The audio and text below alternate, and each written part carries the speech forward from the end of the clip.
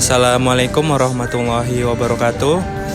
Perkenalkan kami dari kelompok 5 dan kali ini kami berkesempatan untuk menjelaskan tentang yang namanya bebek lumpuh di Indonesia. Dan bersama dengan saya Maisa Nugra Pratama Putra dan rekan-rekan saya. Perkenalkan, nama saya Reina Firanda Alivia Putri Akhira. Saya Nur Siti Afifa. Saya Suciko. Saya Muhammad Zakir Rizky. Saya Muhammad Jeffrey Azizi.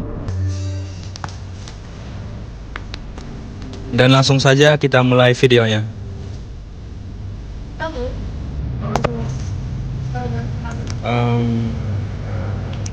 Istilah bebek lumpuh atau dalam bahasa Inggrisnya lame duck adalah sebuah istilah politik yang merujuk pada situasi di mana seseorang pemimpin atau pemerintahan masih secara resmi menjabat, tapi kekuasaan dan pengaruhnya sudah jauh berkurang.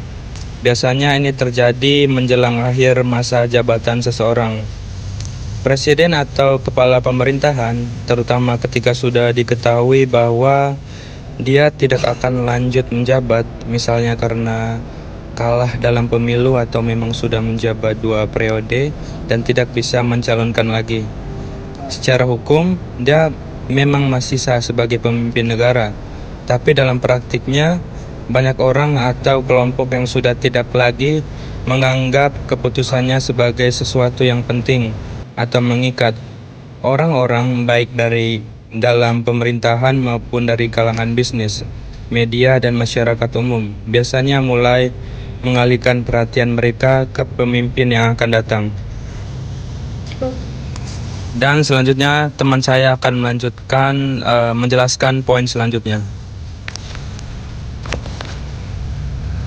Dan di sini saya akan melanjutkan bebek lumpuh dalam politik Indonesia merujuk pada kondisi ketika seorang pemimpin seperti presiden atau kepala daerah masih memegang jabatan secara resmi, tetapi sudah tidak ada lagi memiliki pengaruh kuat. Meskipun kekuasaan secara formal masih ada, keputusan-keputusannya sering tidak dihiraukan, baik oleh anggota pemerintahan sendiri maupun oleh partai politik pendukung. Pemimpin dalam posisi ini biasanya kesulitan mengambil kebijakan strategis karena dukungan politiknya mulai melemah atau bahkan ditinggalkan sama sekali. Banyak pihak sudah mulai berpaling ke calon pemimpin baru, apalagi jika masa jabatan hampir habis. Akibatnya pemimpin ini hanya menjalankan tugas-tugas administratif tanpa punya kekuatan politik yang berarti. Ia lebih menjadi simbol, bukan lagi penggerak pemerintahan. Ciri-ciri masa bebek lumpuh. 1. Pejabat masih sah secara hukum namun pengaruhnya melemah. Yang kedua, ada keputusan penting cenderung dihindari karena masa jabatan segera berakhir. Yang ketiga, ada proyek atau kebijakan strategis sering tertunda atau tidak berjalan optimal. Yang keempat, ada masa ini bisa menimbulkan ketidakpastian hukum dan politik, terutama jika tidak ada aturan tegas soal kewenangan pejabat selama masa transisi.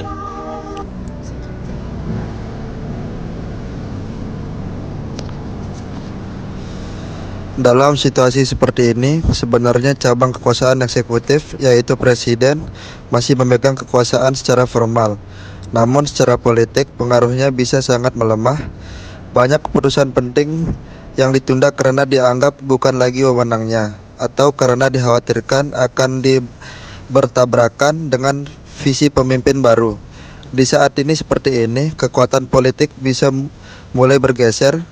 Lembaga legislatif seperti DPR bisa lebih dominan karena punya legitimasi lebih segar atau lebih dekat dengan pemimpin yang akan datang. Kadang pemimpin yang baru belum resmi dilantik juga sudah mulai punya suara karena banyak pihak sudah menjalin komunikasi dengannya, seolah-olah dia sudah berkuasa secara moral dan politis. Lembaga yudikatif biasanya tetap netral dan stabil, karena tugas utamanya memang menjaga hukum, bukan terlibat dalam dinamika kekuasaan sehari-hari. Tapi secara umum, dalam sistem bebek lumpuh, kekuasaan eksekutif itu tetap sah tapi jadi tidak efektif.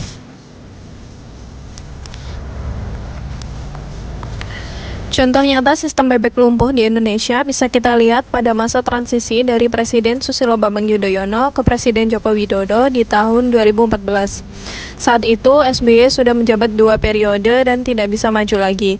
Setelah Jokowi dinyatakan menang dalam pemilu, tapi sebelum resmi dilantik, SBY masih menjalankan tugasnya sebagai presiden.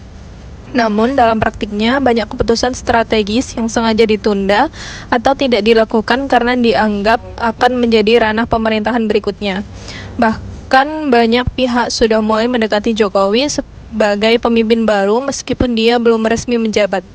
SBY sendiri juga tampak menjaga sikapnya agar tidak terlalu menonjol menjelang akhir masa jabatannya, seolah memberi ruang bagi Jokowi untuk bersiap masuk ke pemerintahan. Di situasi seperti ini, meskipun presiden masih sah dan aktif secara hukum, pengaruhnya secara politik melemah. Itulah esensi dari sistem bebek lumpuh.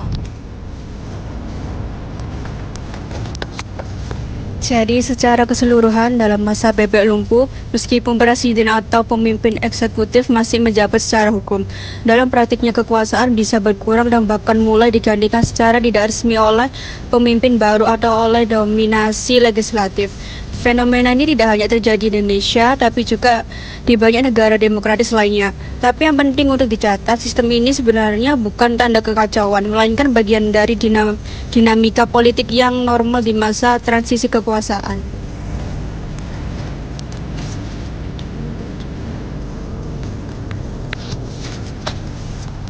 Oke, baik, itu tadi penjelasan dari kelompok kami tentang bebek lumpuh. Semoga penjelasan yang kami berikan kepada teman-teman semua yang menonton pada video kami kali ini bisa memberikan pengetahuan dan kecerdasan kepada teman-teman sekalian, dan mohon maaf jika pembahasan yang kami berikan kepada teman-teman sekalian ada kurangnya dan ada salah kata dalam penyampaian materi. Itu penjelasan dari kelompok kami. Wassalamualaikum warahmatullahi wabarakatuh.